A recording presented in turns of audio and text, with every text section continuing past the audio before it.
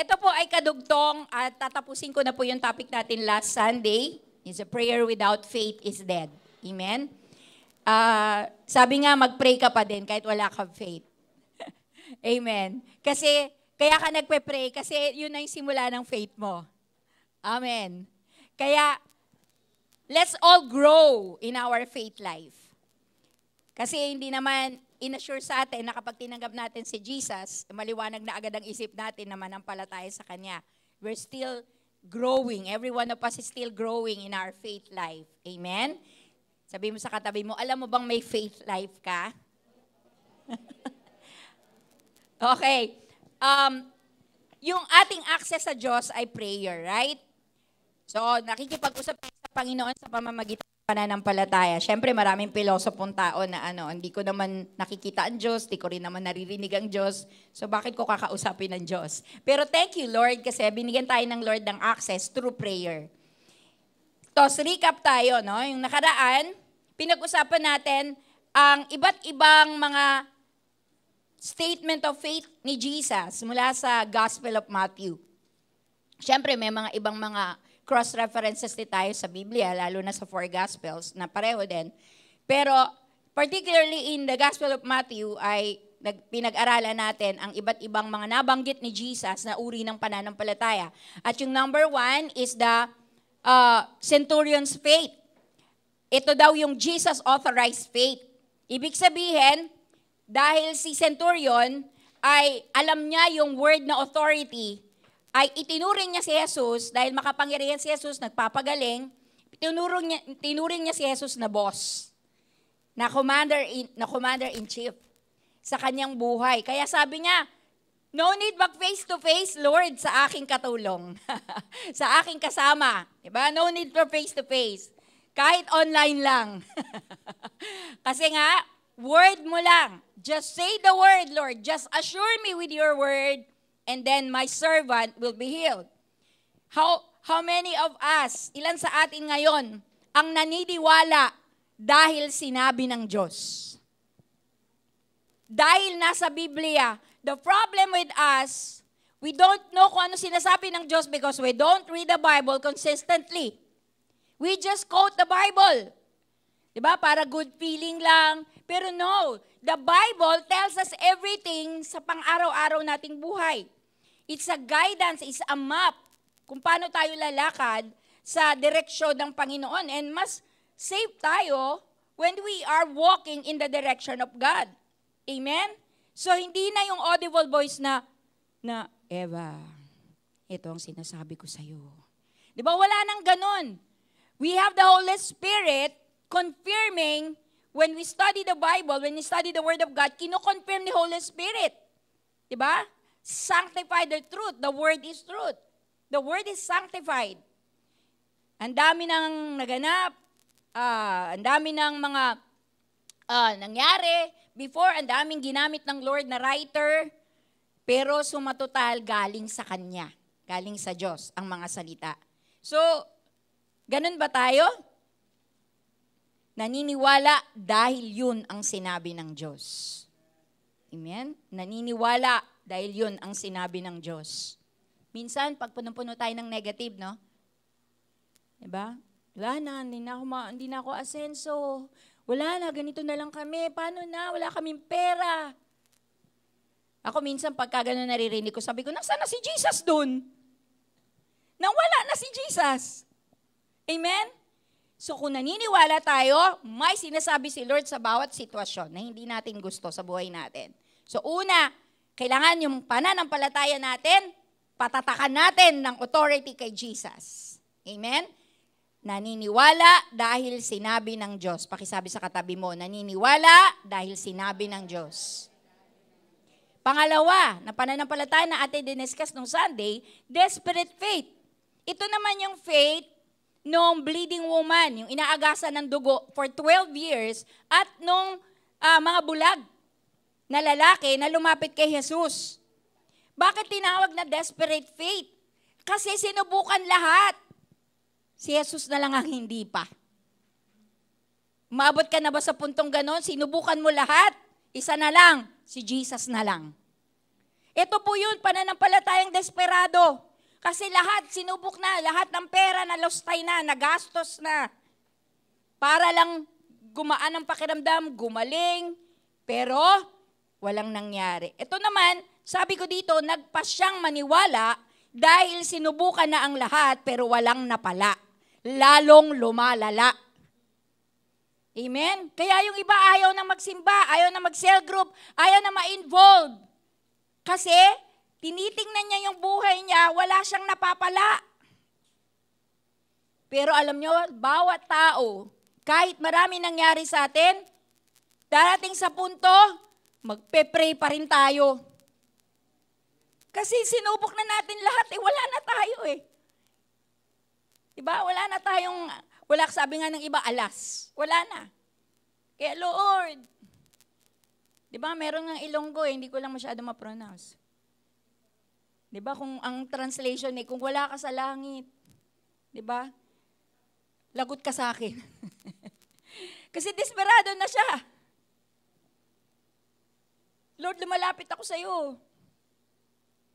Desperado na ako. Hindi, ito pananampalatayang inonor pa rin ng Diyos. Kahit ganon. Kahit huli siya. Sabi mo sa katabi mo, kahit tinuhuli mo si Lord, inuuna ka niya.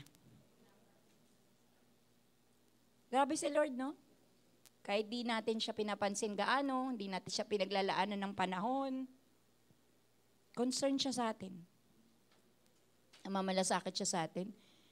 At wala siyang sinumbat. Hindi niya sinumbatan yung babaeng inaagasan ng dugo. Hindi niya sinabi na, ano ba naman, tiniis mo yan 12 years? Lalapit ka rin naman. Walang ganun si Jesus. Diba? Hinahayaan niya makita natin mismo ang nais niya, ang kalooban niya. So, ito yung mga lahat sinubukan na. Kaya lumapit kay Jesus kasi walang nangyari sa mga sinubukan. Pangatlo, familiar faith. Sabi ko nga, di ba nung nakaraan, di ka niya mabigyan ng himala kasi puro ka hinala. Puro ka duda. Gagawin kaya ng Lord John? Ang tagal kasi. Tsaka parang hindi bagay sa akin. Naging bad ako eh. Diba? When we look to God, we look to Him. We don't look at our life. When we pray, we look to God. We don't examine our life. Let God examine us. Kasi minsan yung examination mo sa sarili mo, sabi mo sa katabi mo, matagal mo nang hinusgahan yung sarili mo. Diba? How you assess yourself is far, far from how God looks at you. It's so different. Kaya when we approach God, when we pray, when we read the Bible, we look to Him, His greatness, not our experiences, not our history. We look to Him, Lord. Everything, sa Kanya, tumitingin tayo.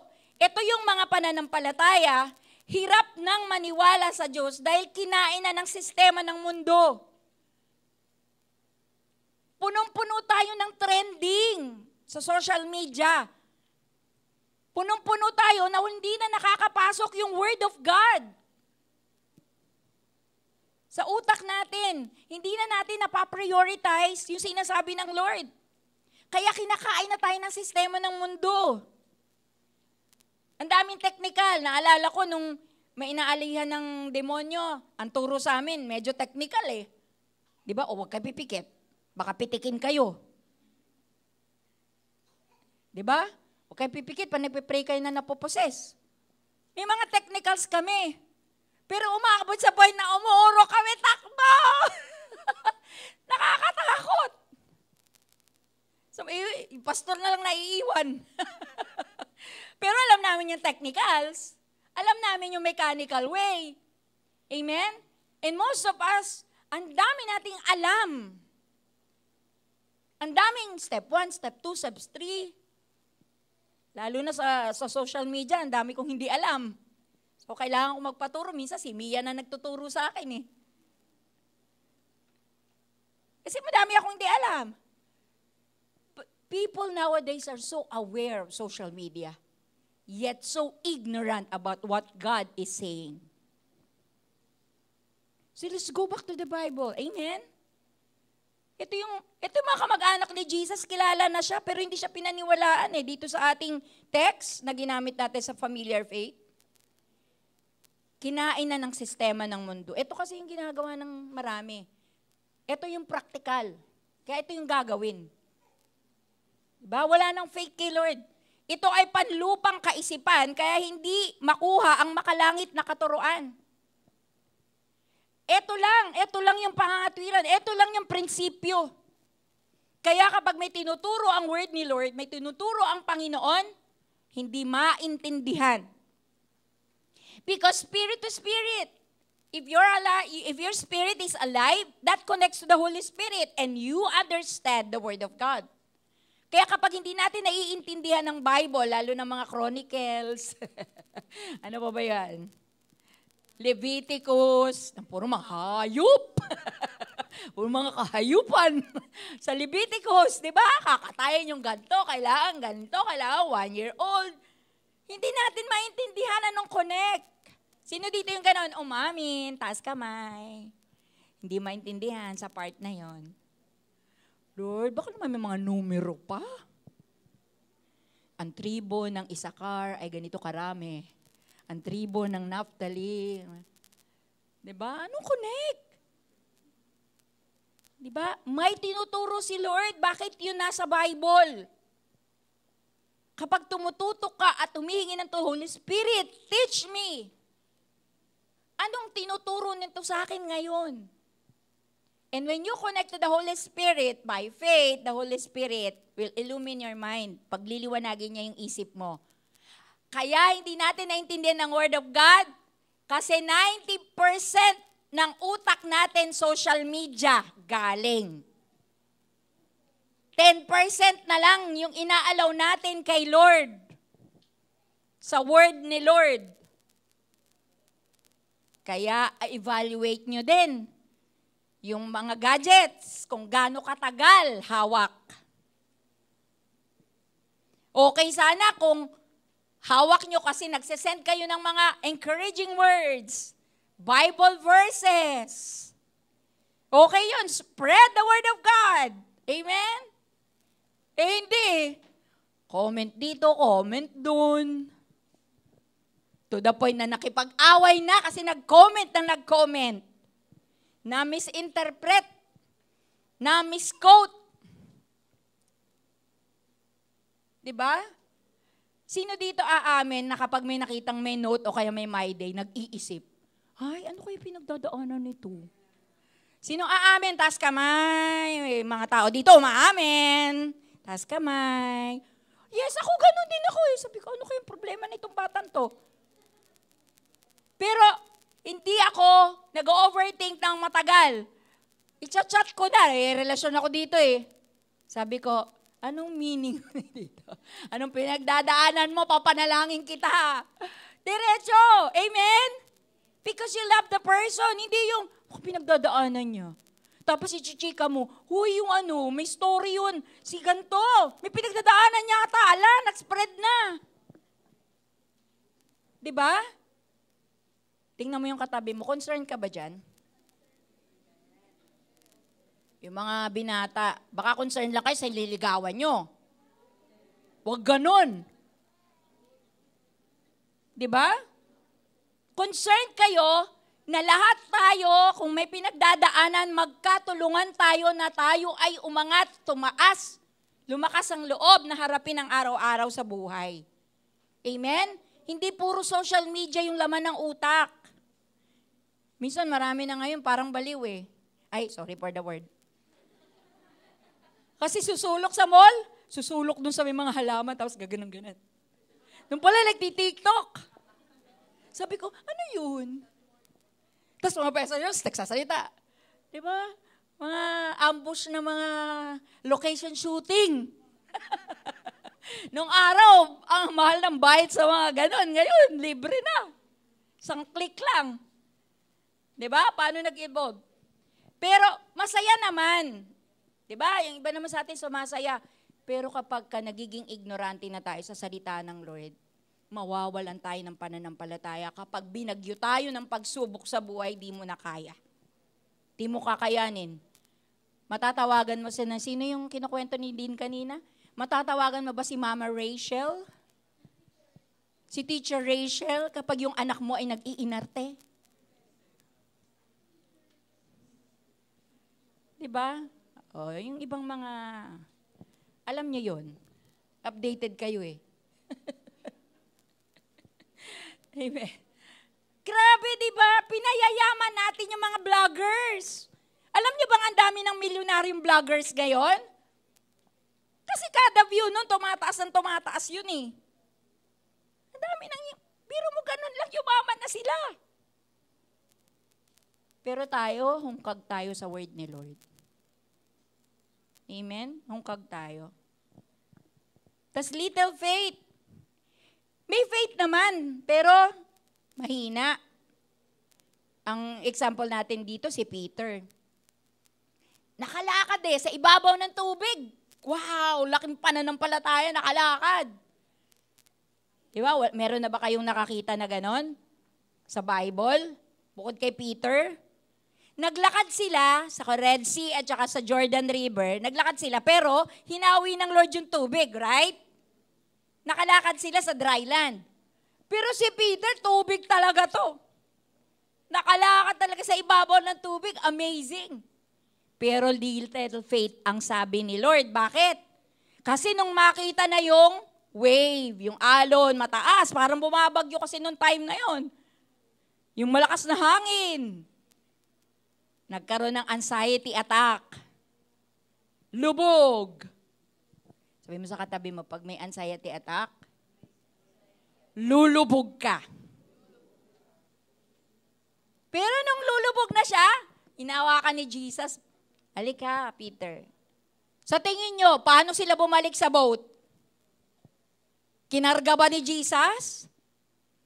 Ako, ang teorya ko dyan, naglakad sila uli pabalik sa boat. Amen? Kasi nasa tubig sila pareho nung time na yon.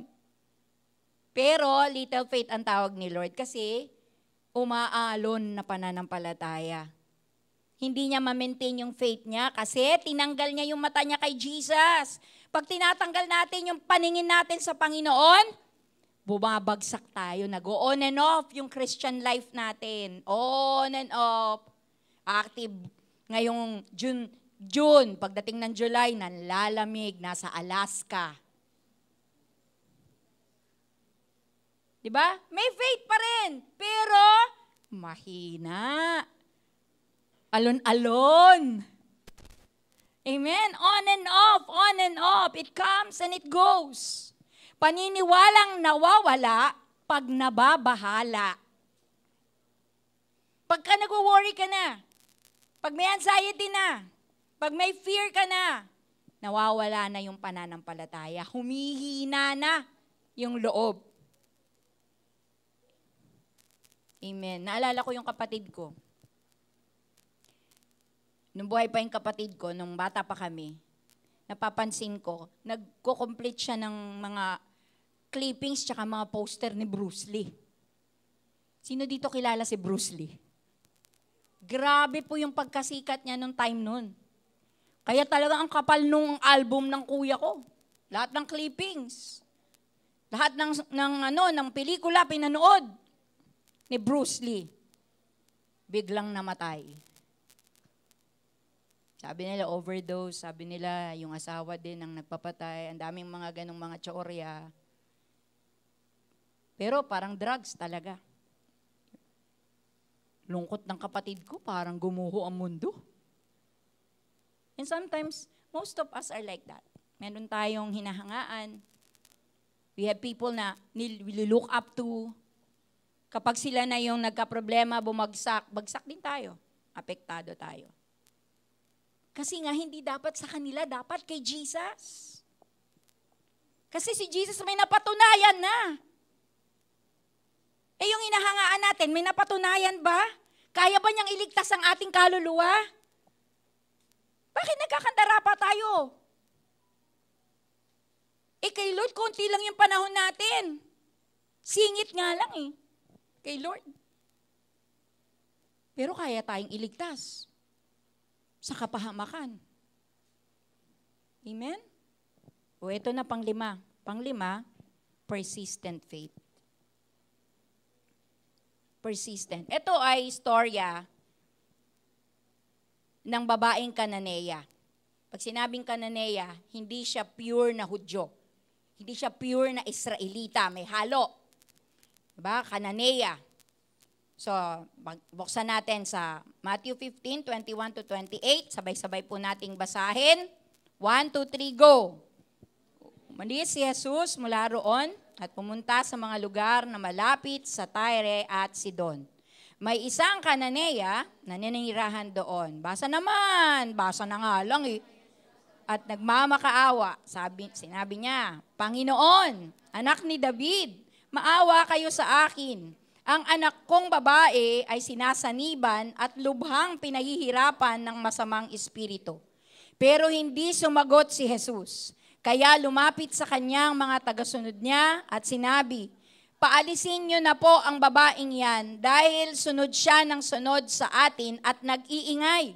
Sinabi ni Jesus sa babae, Sinugo ako para lang sa mga Israelita na parang mga tupang naliligaw. Pero lumapit pa ang babae kay Jesus at lumuhod sa harap niya. At sinabi, Panginoon, tulungan niyo po ako. Sinagot siya ni Jesus sa pamamagitan ng isang kasabihan, Hindi tamang kunin ang pagkain ng mga anak at ihagis sa mga aso. Sumagot naman ang babae, Tama po kayo, Panginoon. Pero kahit mga aso ay kumakain ng mga tirang nahuhulog mula sa mesa ng kanilang amo. At sinabi sa kanya ni Jesus, Napakalaki ng pananampalataya mo. Mangyayari ang ayon sa hinihiling mo. At nang sandaling yon, gumaling ang anak ng babae. May inaalihan ng masamang spirito yung anak nitong babaeng ito. Ito po yung time na si Jesus, galing po siya sa Galilee, nag-minister po siya sa Gentile na lugar. Puro mga hentil, yung community, Gentile community. At syempre, mga Gentile community, so hindi pa sila masyadong believing kay Jesus during that time. Konting-konti pa lang na mga Gentiles yung naniniwala kay Jesus. Kaya si Jesus, nagpasya siya na umiwas at bumalik na sa Jerusalem. At yung sitwasyon ni Jesus during this time is aloof. Aloof siya sa mga tao. Siguro pagod siya, nagministry siya, ilang araw siyang naglalakbay, nagministry siya, magpapahinga siya. At nakafocus siya sa kanyang misyon. Ang misyon niya is to look for the lost sheep of Israel. Ibig sabihin, mga Hudyo na kailangan ng tamang paniniwala. Kailangan silang masyiran ng paghahari ng Diyos. So, yun ang mindset ni Jesus. Kaya nag-a-avoid siya, pero na-discover siya nung Canaanite woman. Napansin siya nung Canaanite woman na dumadating siya. At lumapit sa kanya yung Canaanite woman. At yung storya, nakita nyo? Yung storya, rejected siya ni Jesus. Ang sakit no, si Jesus na nga lang yung nakakaintindi.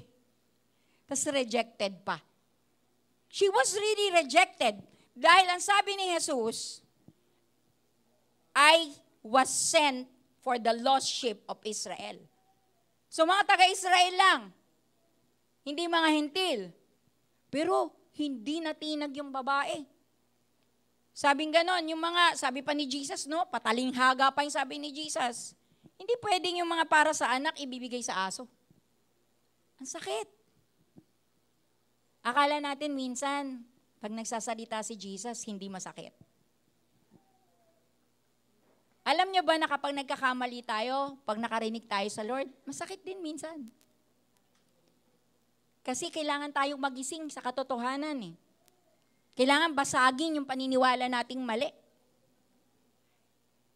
Nung pala, it was really a test of faith for this Canaanite woman. Sumagot din yung Kananeya na babae. Sabi niya, tama po kayo, Lord. Lord, ang address niya, Lord, ha? Tama po kayo, Lord. Pero yung mga aso nag-iintay. Lord, tama ka. Pero abangers kami, Lord. Abangers kami ng blessing mo. Kahit hindi kami karapat-dapat, naniniwala kami. Maaambunan kami ng blessing mo. Ang tinding pananampalataya.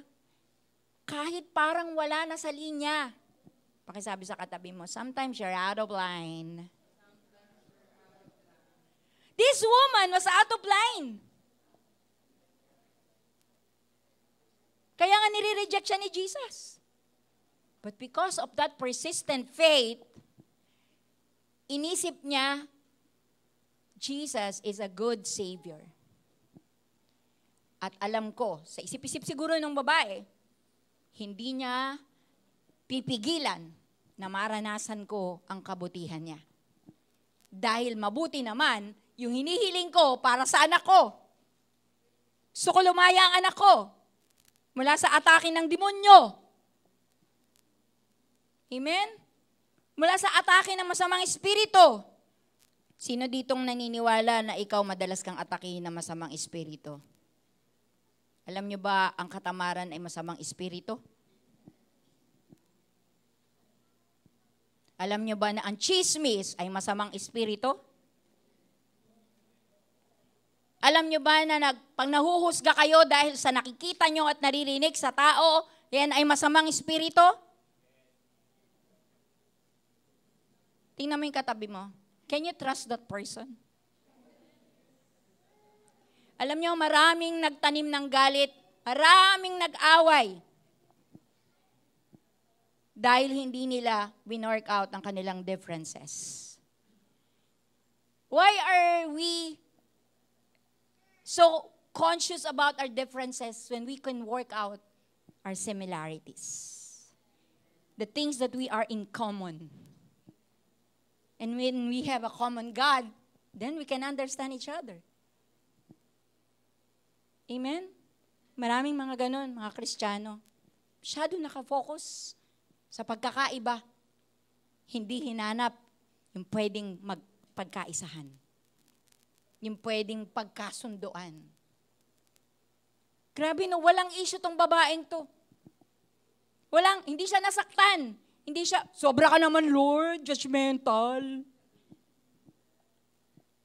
Walang ganong issue eh. Yoko na nga. Malapit na nga eh, makaawa na nga eh, ganyan pa. Sometimes ganun tayo, no? Nakakita ba kayo yung namamalimos? Merong babae namamalimos dito sa may bayan eh. Pagka nag-red light, bigyan mo ng coin. Ang liit naman nito, wala ka ba 50 pesos? Sabi namin, meron na palang ganun ngayon. Entitled.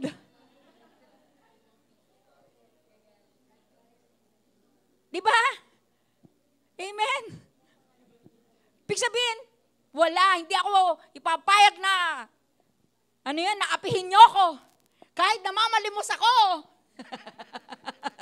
Igalang niyo ako. Pero, this woman, grabe. Si Jesus na amazed sa babaeng to.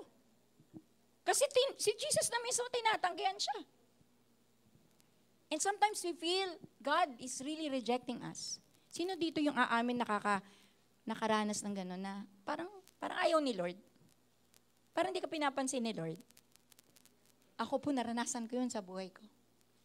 I was really searching for Him pero I don't feel Him. But the problem with me is hindi ako bumalik dun sa Jesus-authorized faith. Kaya nangyari sa akin yun. Kasi andyan na yung word ni Lord, I begin to doubt because of my problems. Pinagdudahan ko ang kakayanan ng Diyos sa buhay ko.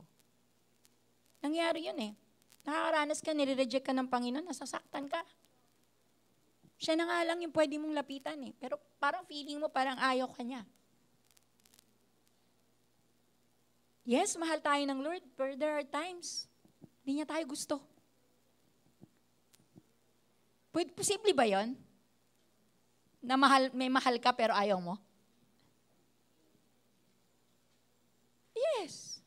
Kasi meron kang hindi nagugustuhan sa ginagawa niya. Amen? Kaya pala nakakaranas tayo ng gano'n na parang rejected. Because there's something in us na mali. Na out of line na kailangan ayusin ng Panginoon. And if we confess our sins to Him, if we cry out to Him, Lord, saya sa atin mo ko. Hindi ko na alam paano siya sa atin yung sarili ko. Mali yung assessment ko sa sarili ko, Lord. Ikaw yung tamang may assessment sa buhay ko. So ipakilala mo sa akin kung sino talaga ako, Lord.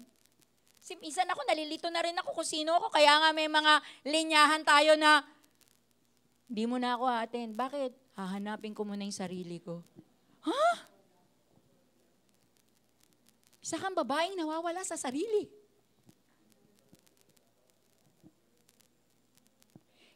Pakisabi sa katabi mo, hindi mo mahanap ang sarili mo.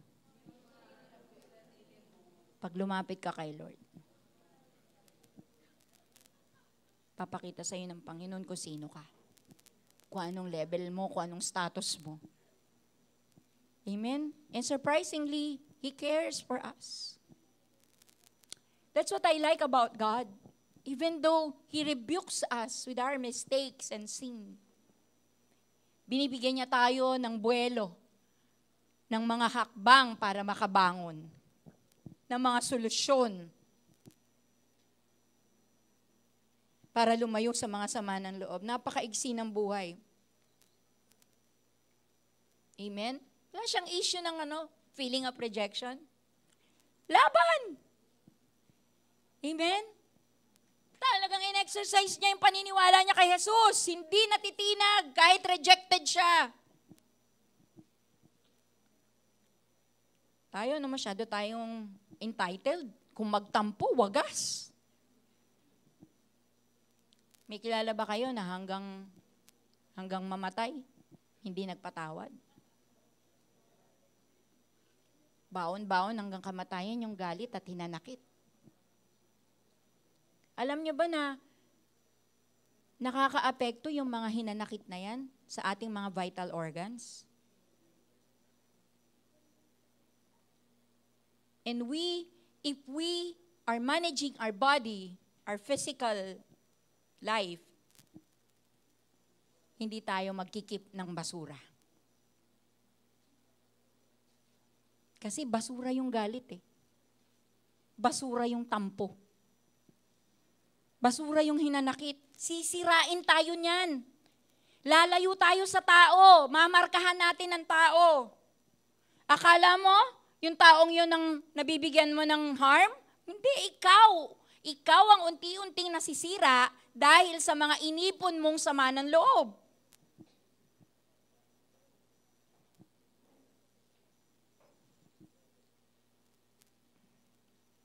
May kaibigan kami. Nagkaroon kami ng ganun, samaan ng loob. Di naman namin sila masisi. May mali talaga kami. Aminado kami doon. Di na nila kami pinansin. Hanggang sa one time, pinansin kami. Willing to patch up, willing na magkasundo. Kaya lang napakasakit. Kasi meron na siyang cancer. Life is too short. Let's be serious. Hindi lang naman kami. Marami siyang nakimkim na mga galit sa ibang mga tao. Life is too short. I'm not saying na, because God holds our time kung kailan. But I'm not saying na dapat na-extend pa siya because hawak ng Panginoon ang buhay natin. But if we will spend our time, our short time on earth, huwag na tayong mag-ipon ng basura. Love now, forgive now. Don't wait for perfect moments in your life. There will be no perfect moments in your life. You are the one, yung maayos na mindset that's making your life perfect. Pag maayos ang mindset mo, perfect. Pag pinapaayos mo yung mindset mo sa Panginoon, you do not judge people, you still trust kahit nasira yung trust mo. You still forgive. Sabi, love always trust. Medyo nireconcile ko din yun noon eh. Sabi ko, Lord, nasira yung tiwala. Pero siguro, pwede maibalik pero hindi 100%. Pero sabi sa Bible, love always trust. So kapag umiral yung pag-ibig ng Diyos, back to zero. As in, hindi siya nagkamali. Kasi pinatawad mo na siya eh. Hindi yung, ayan ka na naman. Inulit mo na naman. Ganyan ka na lagi. We always give chance. Love always give chance. Pakisabi sa katabi mo, love always give chance. Love ng Lord. Inspired ng Lord, hindi love mo. Kasi yung love mo, hanggang earth lang. And you allow the Lord to develop that love, doon naaayos. Big faith is determined to persevere until Jesus responds. Hindi tumigil ang Canaanite woman hanggat hindi tumutugon si Jesus. Sa gusto niyang tugon. Big faith keeps pushing, holding on to the biblical truth that God loves to give good gifts to His people. Amen? Yun ang nasa mindset ng babae.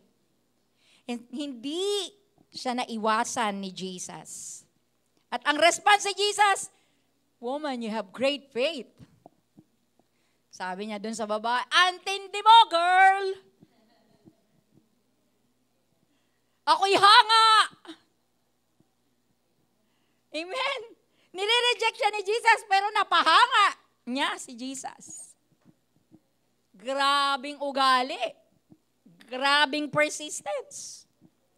Pag kinausap si Lord, una, makulit, pero hindi namimilit. Sige na, Lord, magwawala ako. Pag hindi mo ito binigay, Lord, hindi na ako magsaserve sa'yo. Pag binigay mo ito, Lord, sige, Lord, magpo-full time na ako, magpapastor na ako. Hindi. Nangungulit, pero hindi namimilit. The authority still belongs to Jesus. Whatever the responses, ang mahalaga mag-respond si Lord. Pag kinausap si Lord, lahat ng pakay sasabihin, kahit anong sabihin ni Jesus. Lahat ng pakay mo, sabihin mo, kahit anong sabihin sa'yo, pabalik ni Jesus. Amen? Sabi ko nga, life is too short. Sabihin mo na kung ano dapat mo sabihin. Baka mamaya, hanggang libingan, hanggang puntod, di mo nasabi yung gusto mo sabihin. Nahirapan ka tuloy. Kaya yung mga single girls na nagtatrabaho naman na kayo, pumili na kayo kaysa ang dami-dami naliligaw sa inyo. Saya-saya na marami naniligaw. Diba? Pero pag pipili kayo, mag-pray kayo. Hindi yung, pogi, sige ito, pogi. Drop na yung pangit. Ito mayaman, drop na yung mga mahirap.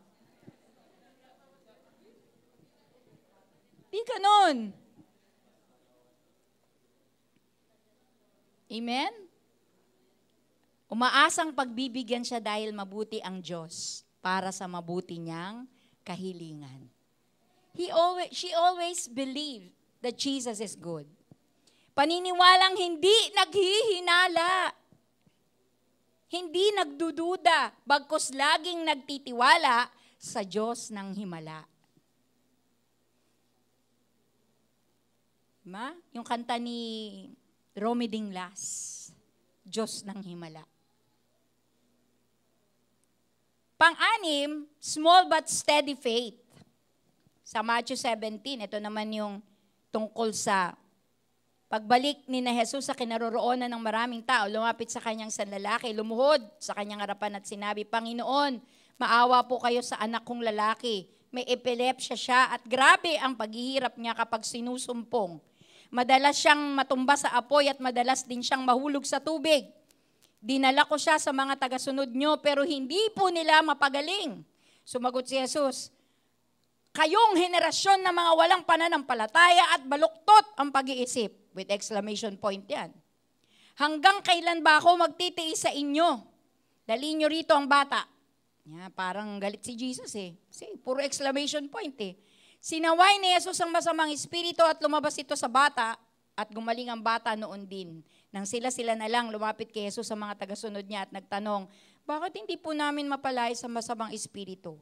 Sumagot si Jesus, dahil mahina ang pananampalataya ninyo. Sinasabi ko sa inyo ang totoo, kung may pananampalataya kayo na kahit kisang laki lang ng buto ng mustasa, masasabi nyo sa bundok na to, lumipat ka roon at lilipat nga ito. Walang bagay na hindi nyo magagawa. Kanina mahina, little faith. Diba? Di ba little din to? Mustard seed, kaliit eh. Yung mustard seed daw, 1 millimeter in diameter. So maliliit lang. Parang yung mga tinatanim natin na mustasa, di ba maliliit yung buto nun? Parang ganun, herb plant. So meron 3 uri ng pananampalataya na dinescribe si Jesus. Una, kayong henerasyon ng walang pananampalataya. So unang type, unbelief. Wala talagang pananampalataya. At ang sabi sa kanila, kapag walang faith, corrupt generation. Dahil sa social media, we become corrupt generation. Pakisabi sa katabi mo, marami ng corrupt, huwag ka nang dumagdag. Make this world a better place. Amen? Kaya sabi niya, hindi nyo mapalayas. Corrupt generation. Masyado na kayong nilaman ng sistema ng mundo. Pangalawang type, little faith. Katulad ng faith ni Peter. Seems big to walk on water, but little because it is inconsistent. Yung faith, magaling naman, pero inconsistent. Diba? Minsan malaki, minsan mahina, minsan meron, minsan wala. Kaya sabi ni Jesus dito, mahina ang pananampalataya ninyo. Bakit hindi namin mapalayas, Lord? Sabi ng mga disciples, ba't ikaw lang? Kasi mahina ang pananampalataya nyo. Ito kasi yung inconsistent faith. Kasi ang dami na nilang nakita na himala ni Jesus, no?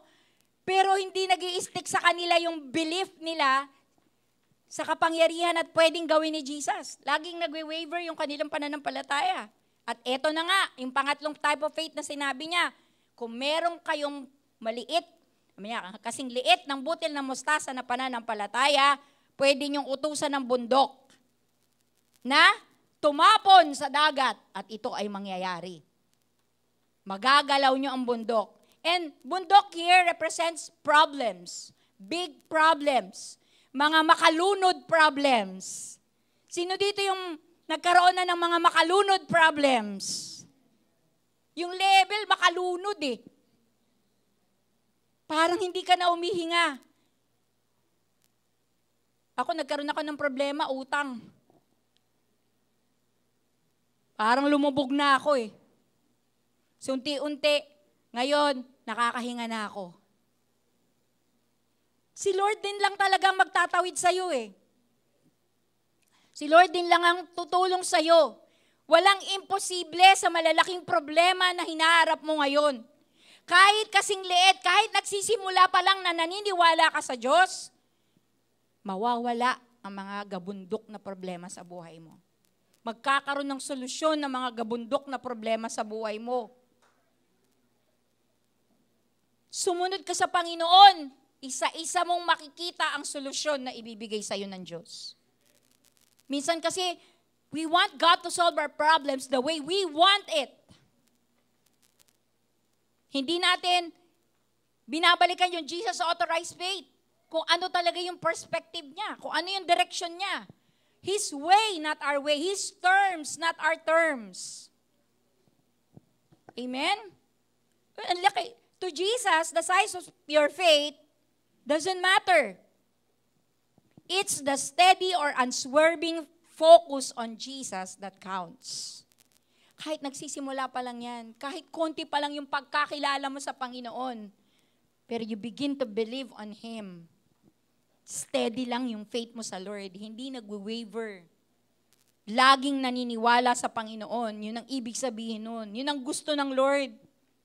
Bagamat marami kang hindi naiintindihan, hindi ka aral. Konti lang yung natututunan mo, pero naniniwala ka. Kahit marami kang hindi naiintindihan, pero nagtitiwala ka pa rin sa Lord. Yun ang tinatawag na steady faith. Na kahit anong marinig sa ibang tao, kahit na anong marinig sa paligid, kahit anong mangyari, naniniwala pa rin sa Panginoon. Paniniwala sa Diyos na nagsisimulang sumibol sa puso at parang batang hindi sumusukong maniwala sa Diyos ng sansinukob. Tiningnan ko yung sansinukob, ang lalim na Tagalog eh. Di ba may mga biruan tayo? Di ba? Saan ka galing? Sa universe. Di ba may mga ganun na mga lengguwahe ngayon eh. So, imbis na mundo, ginagawang universe. Pero He is the God of the universe. He is still the God of the universe. So, ibig sabihin, higit pa sa iniisip mong kaya niyang gawin, ang pwede niyang gawin sa buhay mo. Personally. Personally, amen? And panghuli, believing and receiving faith. Believing and receiving faith. In Matthew 21:18-22. Kinaumagahan ng pabalik na si Jesus sa lungsod ng Jerusalem, nagutom siya. May nakita siyang puno ng igo sa tabi ng daan. Kaya nilapitan niya ito, pero wala siyang nakitang bunga, kundi puro mga dahon. Gutom siya. Kaya sinabi niya sa puno, hindi ka na namumunga pang muli. At agad na natuyo. Hindi ka na mamumunga pang muli. Na-curse yung puno ng igos. At agad na natuyo ang puno na manghang mga tagasunod ni Jesus. Nang makita nila yon, sinabi nila, paanong natuyo ka agad ang puno? Sumagot si Jesus, sinasabi ko sa inyo ang totoo. Kung may pananampalataya kayo at walang pag-aalinlangan, magagawa rin ninyo ang ginawa ko sa puno ng igos. At hindi lang yan, maaari rin yung sabihin sa bundok, lumipat ka sa dagat at lilipat nga ito. Anumang hilingin nyo sa Diyos sa panalangin ay matatanggap nyo kung sumasampalataya kayo. Amen. Naalala ko po yung time na ako po kasi ay masyadong kontrobersyal. Mula pa nung ako'y kabataan sa church. Ang dami pong mga chismis na binabato sa akin. Favorite ako ni Pastor Bien. Kami daw ni Pastor Bien. Talagang lapitin po talaga ako ng mga ganun. Nahuhusgahan ako ng tao. Ang dami na nilang kwento tungkol sa akin. Hanggang sa pagdating dito sa 13, naparatangan ako ng mga nanay ng kontrabida. Kung hindi lang daw dahil kay pastor, hindi na raw sila magsisimba. Hindi ko po sinasabi na mali silang lahat. Ina-examine ko din po ang buhay ko sa mga mali ko, sa mga pagkukulang ko.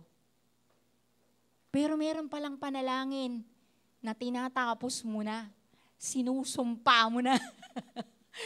Yung nangyayari sa'yo, pwede mo pala siyang periodan.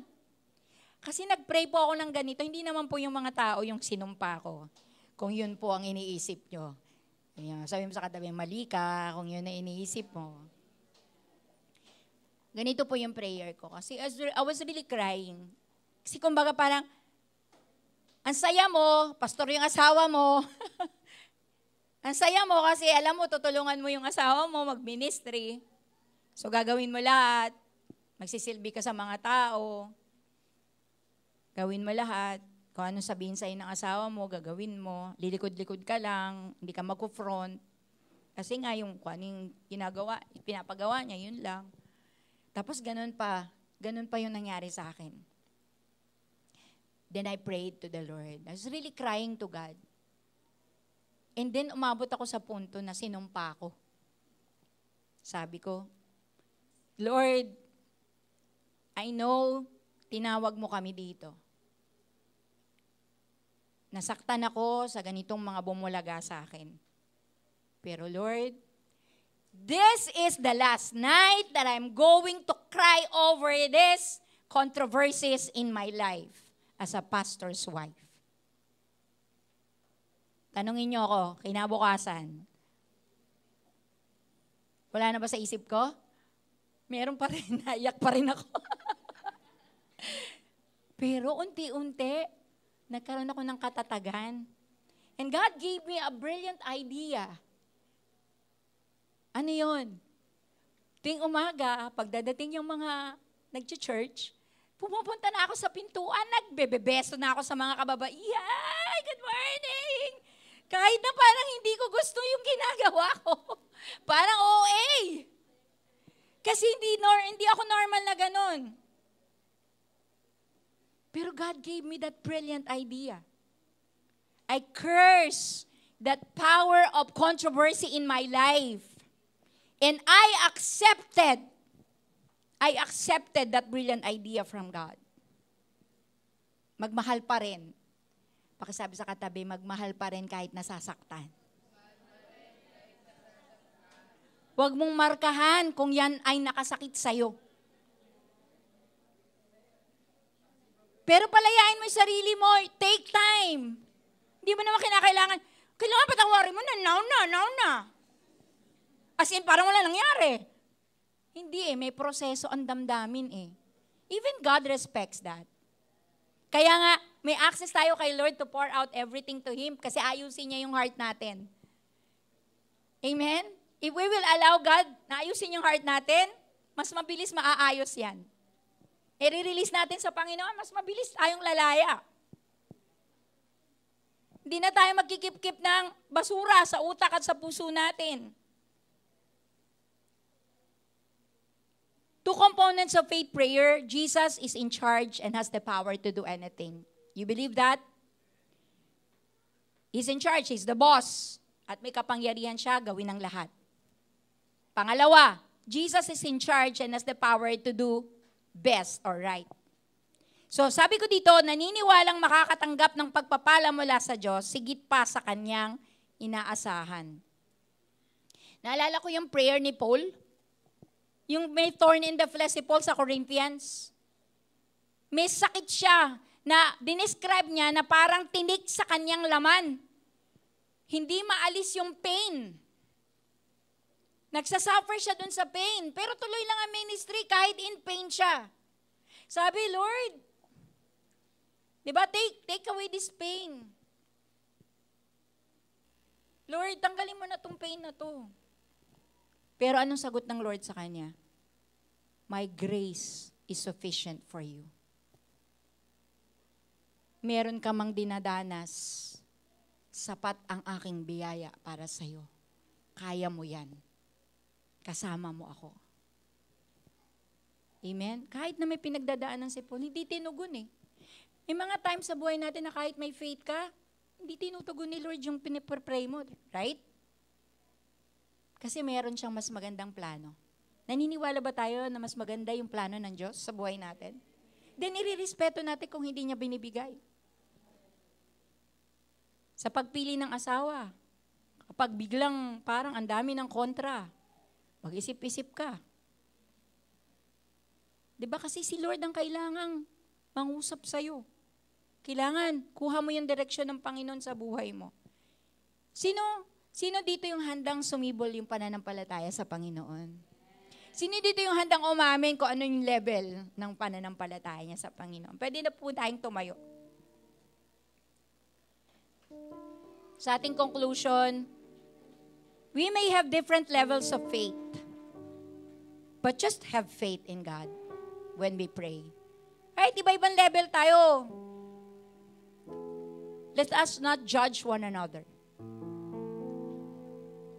As we pray to God, allow Him to develop our faith in Him. Strive hard every single day to read and meditate on His Word. Because faith comes by hearing and hearing the Word of God. Let us close our eyes.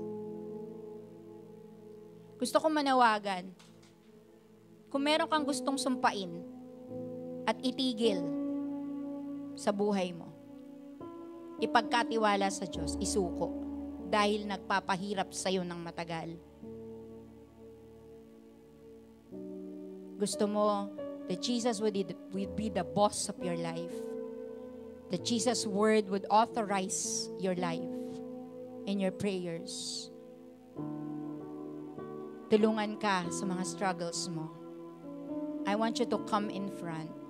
Let us all pray and come before the presence of God. Mga nagpapahirap sa'yo na gusto mo nang matigil, hingi tayo ng tulong sa Diyos.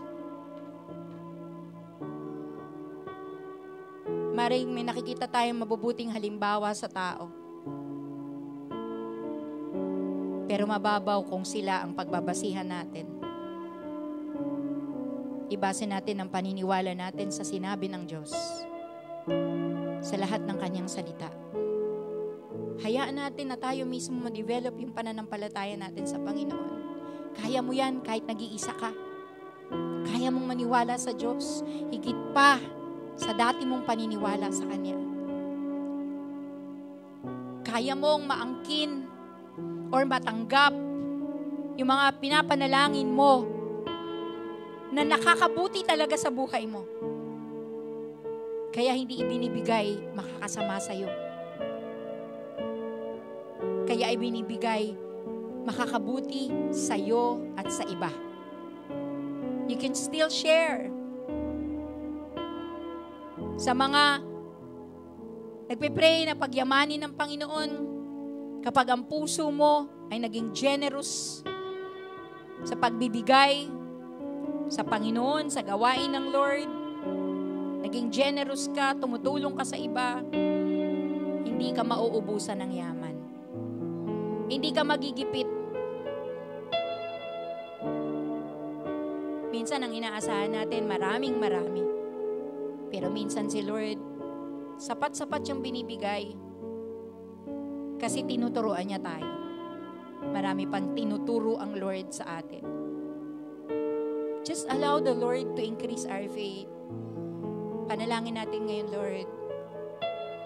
Patatagin niyo po ako. Magkaroon po ako ng personal na paniniwala sa iyo.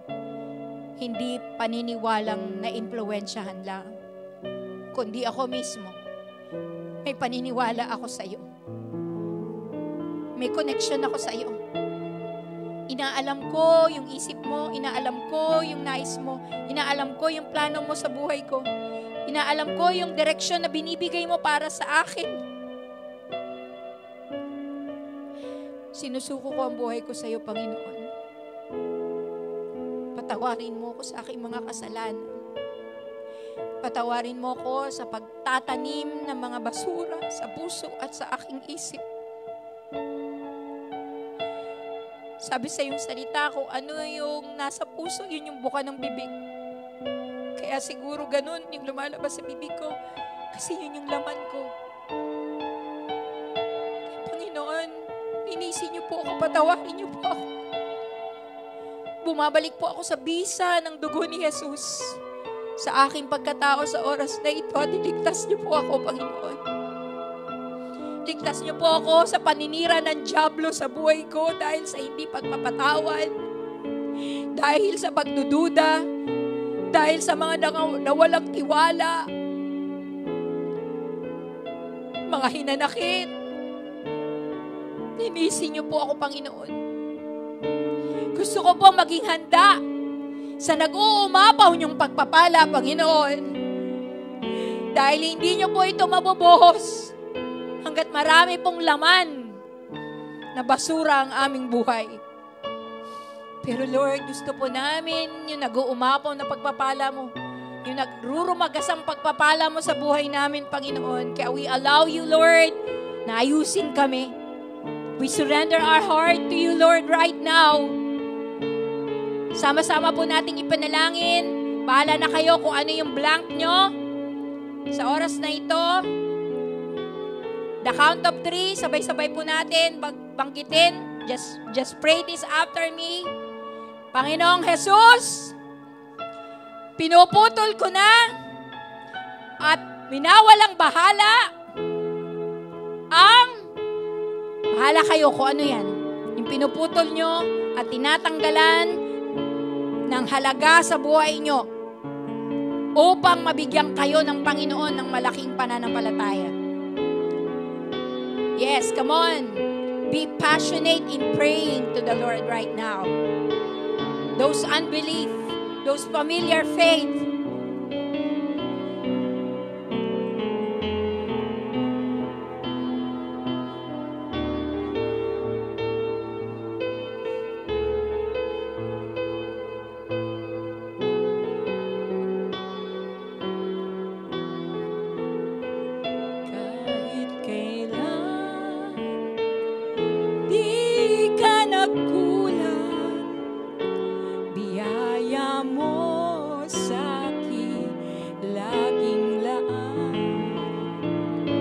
pag-ibig mo sa'kin walang hanggan. Inibig mo ako noon. Sabay-sabay po nating awitin. Kahit kailan di ka nagkulang, biyaya mo sa'kin laging laan. Pag-ibig mo sa'kin walang hanggan. Inibig mo ako noon pa man. Kahit kailan. Sige, sabihin mo sa Panginoon. Sabahin mo siya. Yaya mo sa akin laging laan. Pag-ibig mo sa'kin walang hanggan. Inibig mo ako noon pa man. Inibig mo ako noon pa man. Inibig mo ako noon pa man. Salamat, Panginoon, sa pag-ibig mo. Salamat, Panginoon, sa bagong buwelo ng aming buhay. Ito ang aming samot dalangin sa pangalan ni Jesus. Amen. Palakpakan po natin si Lord ng malakas. Hallelujah. Thank you, Lord.